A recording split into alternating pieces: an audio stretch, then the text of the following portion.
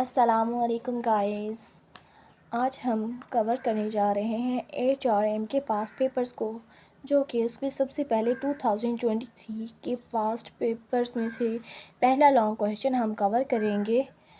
What are the selection devices and what are the key elements of a good selection devices.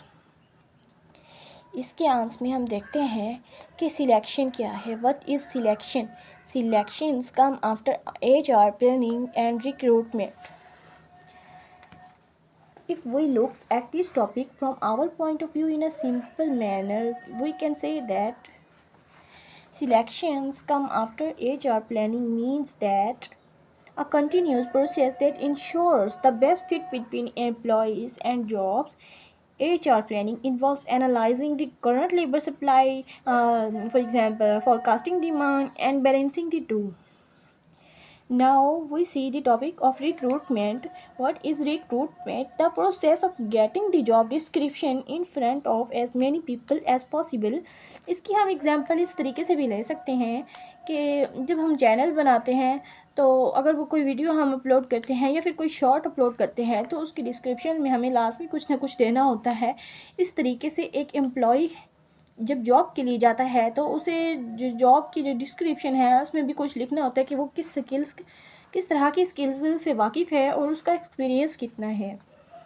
Now we look at the topic of selection devices. What is the selection process? Selection is defined as the process of choosing the most suitable candidates within the organization or outside the organization to fill the current and future job positions.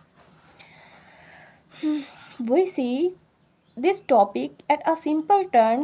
Selection devices are tools or methods used by companies to choose the right person for a job. These tools help find out who is the best fit for a position in a broad sense. We discussed the processes of interviews. First topic आता है interviews. Face to face or virtual discussion to assess the candidate's personality, communication skills and job knowledge. We say that face-to-face interviews include both the interviewers and candidate can observe each other body language and other non-verbal cues. This can provide additional information about the candidate's communication skills and confidence. Okay guys, next हम virtual discussion में देखें तो you can say that assess that how candidates listen, contribute and collaborate online. You can also observe their body language, eye contact like facial expressions and gestures. Next process आता है skills test. Say that skills tests practical exams to evaluate specific abilities like technical or language skills. Skill tests, we say that skills test assess a candidate knowledge, skills and abilities for a specific role. They can be used at any stage of the hiring process. Next process है psychometric test. This measures cognitive ability. Cognitive ability का mean होगा, ले लें cognitive abilities मतलब mind जो है वो क्या सोचता है इस बारे में, थिंकिंग कैसे करता है, प्रॉब्लम सॉल्विंग कैसे करता है। नेक्स्ट पर्सनैलिटी ट्रेट्स ले लें, बिहेवियर कैसा होगा, जो कैंडिडेट होगा उसका बिहेवियर कैसा होगा और वो वर्क स्टाइल प्लेस पे वो लोगों के साथ इंटरेक्ट कैसे कर रहा है, how interact with other peoples. There are 4 types of employment test: intelligence test, technical test, aptitude test and psychometric test. Merit is established based on the result of written test. Written test की base पर merit बनाया जाता है. Candidate who pass the employment test are called for interviews. Okay, जो candidate बुलाए जाते हैं तब जब के ना employment test के बाद ही जब ये कवर कर जाते हैं इंडिविजुअल या फिर कैंडिडेट, नेक्स्ट उसको बुला लिया जाता है इंटरव्यू के लिए. नेक्स्ट प्रोसेस है सिलेक्शन इंटरव्यू. सिलेक्शन इंटरव्यू में ये बताते हैं कि एक is a common conversation between candidate and a company to assess the candidate suitability for a job. Next process के बारे में हम डिस्कस करते हैं कि जो कि है checking references. It involves gathering information from people who have worked with the applicant, such as supervisors, peers or subordinates. Okay, next हम डिस्कस करते हैं मेडिकल टेस्ट को.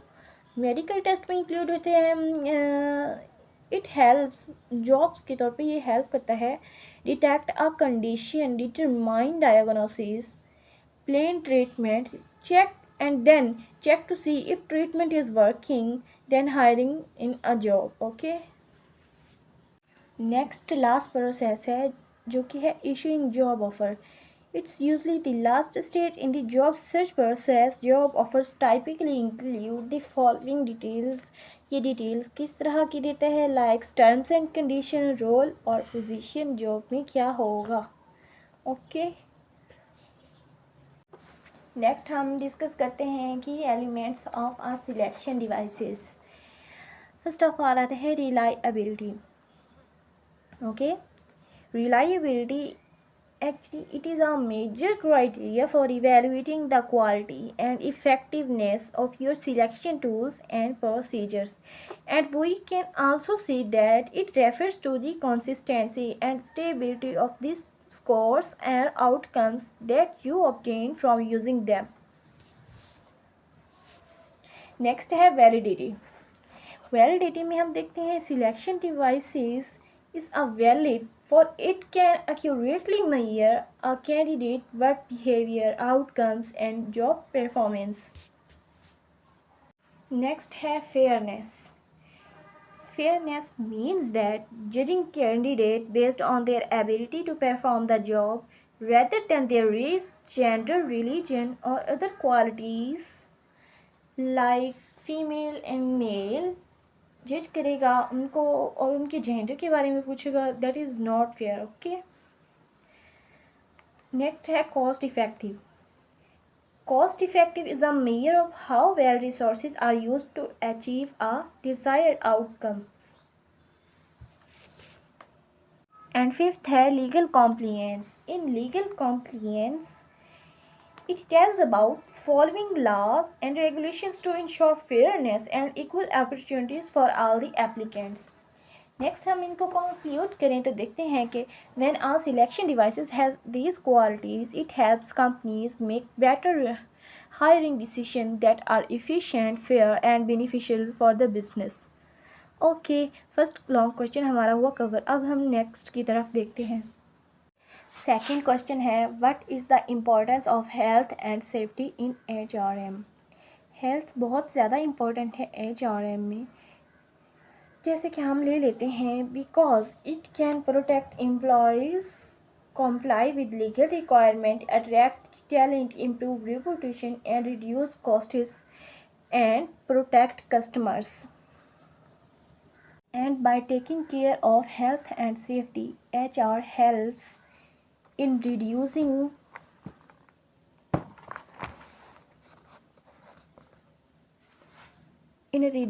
workplace accidents, making sure employees are healthy and fit to work, following the law and avoiding legal troubles, improving employee satisfaction and retention.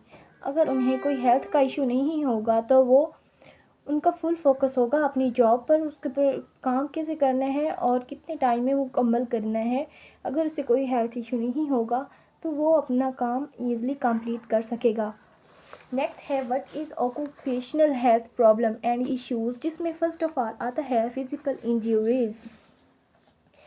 Physical injuries include head trauma that is caused by false.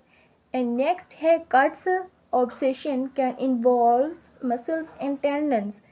Next, back and neck injuries, that is repetitive motion injuries and shoulder injuries.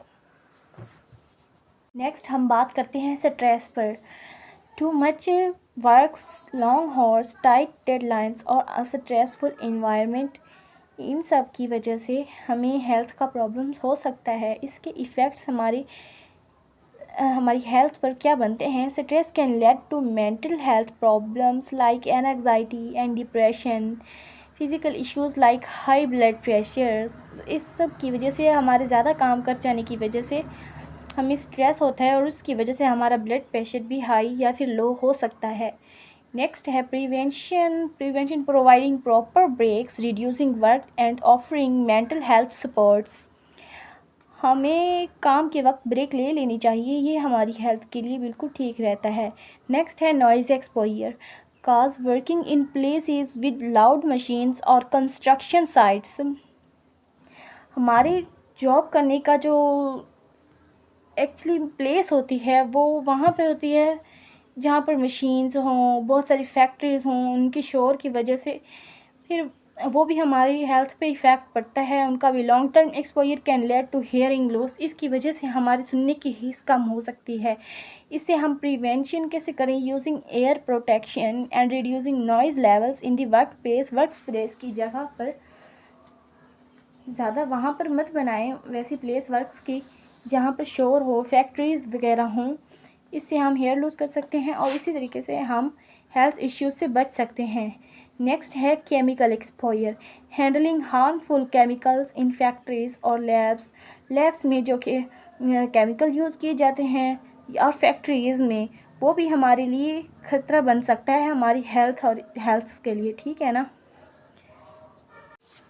Now we see the effect. Chemicals can cause burn, lung problems and long-term health issues like cancer. इससे हमारी lungs पर बहुत बड़ा असर पड़ता है और हमारी हेल्थ काफ़ी टाइम तक ख़राब रहती है, जैसे कि कैंसर। इससे प्रिवेंशन कैसे करें? Using protective gear like gloves and mask इस्तेमाल करें एंड प्रोवाइडिंग प्रॉपर ट्रेनिंग, और केमिकल्स से हैंडल करने के लिए इसकी प्रॉपर ट्रेनिंग लेनी चाहिए। नेक्स्ट है repetitive strain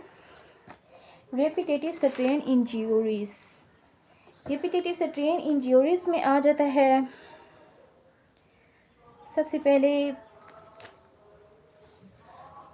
repetitive injuries is a very strain cause, serious cause is damaged to your muscles, tendons or nerves caused by repetitive motions and constant use. ये ज़्यादातर इफ़ेक्ट करता है थम्स एंड फिंगर्स को। Next आता है fatigue is extremely tired. Severe fatigue makes it difficult for you to get up in the morning and make it through your day. Effect, tired workers are more prone to accidents and can suffer from long-term health issues. और वो जो थके हुए होते हैं already काम करके, फिर उनका एक्सीडेंट्स हो जाते हैं, फिर वो लॉन्ग टाइम के लिए हेल्थ इश्यूज़ हो सकते हैं उनके लिए। वो ज़्यादा देर बीमार रहते हैं और इस वजह से वो जल्द सेहतयाब नहीं हो पाते हैं और वो अपना काम मुकम्मल नहीं कर पाते हैं, जॉब या फिर उनके रिलेटेड सारे।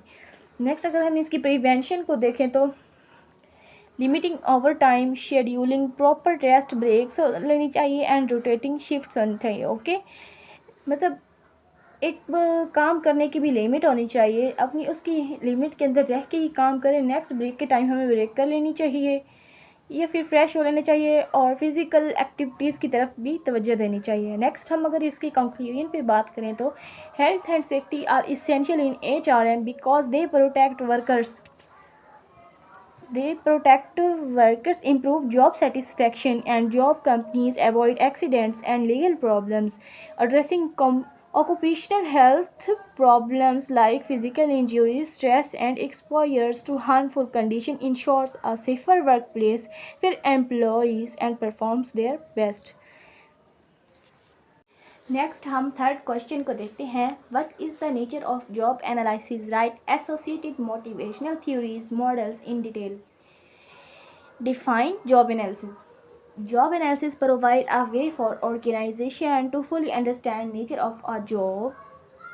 इसके लिए ऑर्गेनाइजेशन बहुत ही इम्पोर्टेंट स्टेप होता है नेचर ऑफ जॉब में। Job analysis is the process of studying and collecting information relating to the operations and responsibilities of a specific job. Job analysis एक ऐसा प्रोसेस है जो कि स्टडी करता है, ज़्यादातर कलेक्टिव इंफॉर्मेशन को कलेक्ट करके फिर उनको एनालाइज करता है और फिर उनके ऑपरेशंस या फिर एक स्पेसिफिक जॉब की रिस्पॉन्सिबिलिटीज़ होती हैं उनके बारे में इंफॉर्मेशंस कलेक्ट करता है। नेक्स्ट आते हैं nature of job analysis. Job analysis is the systematic process of gathering information and about duties. पहले भी यही बात कर चुके हैं हम कि इंफॉर्मेशन कलेक्ट करने से पहले हम जॉब को ये एनालाइज करते हैं, फिर इसके प्रोसेस में आता है गैदरिंग करना उन इंफॉर्मेशंस को और फिर उसकी ड्यूटीज़ को देखना। नेक्स्ट ये इसकी रिस्पॉन्सिबिलिटीज़ पे फोकस करते हैं, इनकी नेसेसरी स्किल्स के आउटकम्स पे, वर्क इन्वायरमेंट पे जो कि एक पार्टिकुलर जॉब में होता है। It helps organisation understand the task and competence required for a role. और जॉब के टाइम पे बहुत सारे एम्प्लॉयज़ ऐसे होते हैं जिनके दरमियान कंपटीशन रख दिया जाता है कि कौन ज़्यादा अच्छा वर्क करता है, तो इस पर भी फोकस किया जाता है। Ensuring the right people are hired and that employees are properly trained, compensated and managed। और ये श्योर भी करता है कि क्या एम्प्लॉय एक अच्छा एम्प्लॉय है जो कि इस जॉब को एक स्पेसिफिक वर्क पे एक स्पेसिफिक टाइम पे कंप्लीट कर रहा है। और job analysis involves two main aspects. इसके टू मेन एस्पेक्ट्स हैं, एक है जॉब डिस्क्रिप्शन, नेक्स्ट है job specification. Job description include होती हैं जो टास्क दिए जाते हैं एम्प्लॉयज़ को, उनकी जो ड्यूटीज़ होती हैं और उनकी जो जिम्मेदारियां होती हैं डिस्क्रिप्शन में, ये सब लिखना ज़रूरी होता है। नेक्स्ट है जॉब स्पेसिफिकेशन। जॉब स्पेसिफिकेशन के लिए ज़रूरी है एम्प्लॉयज़ की क्वालिफ़िकेशन को देखा जाए, उनके स्किल्स को देखा जाए, उनके एक्सपेरिमेंट्स को देखा जाए, उनकी काम करने की जो एबिलिटीज़ हैं उनको देखा जाए, और ताकि वो जॉब, और यही वो चीज़ें हैं कि जो कि जॉब को इफ़ेक्टिवली बनाती हैं ज़्यादा। नेक्स्ट हम डिस्कस करेंगे मोटिवेशन थ्योरीज के मॉडल्स पर। Motivation is a process of stimulating people to action accomplish the desired goals in a simple concept. Motivation are a collection of research-based framework that helps explain what drives people to work towards a specific goal. Next, first of all हम देखते हैं Hurwitz two-factor theory. It is also called as dual factors theory and motivation theories भी कहा जाता है इसको। Hurwitz two factor theory is a concept in organisational behaviour and human resource management that state like job satisfaction and dissatisfaction are driven by two sets of factors, maintenance factors and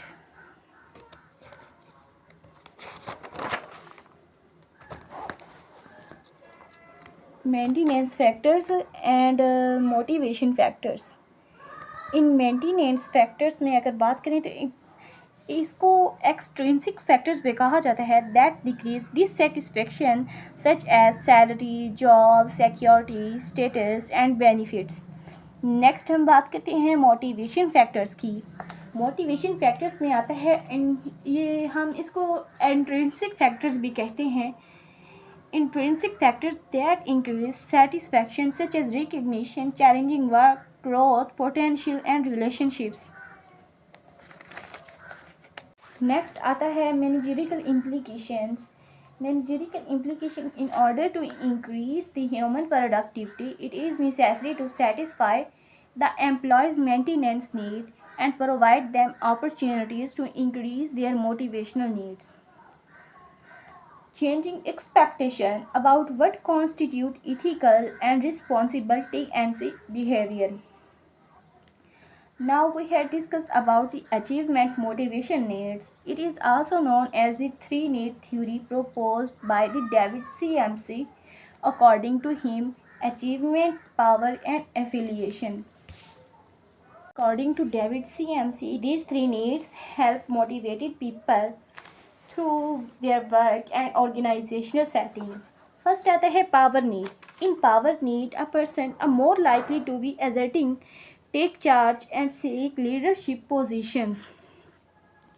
Next है achievement need. Achievement need is actually a one person's desire to accomplish goals, master skills and achieve a high standard of performance. In affiliation needs, Now we discuss about the concept of affiliation need is one person who desire to feel a sense of belonging and involvement in a social group.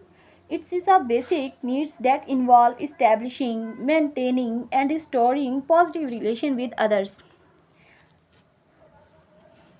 Now we discuss about the implication for the managers.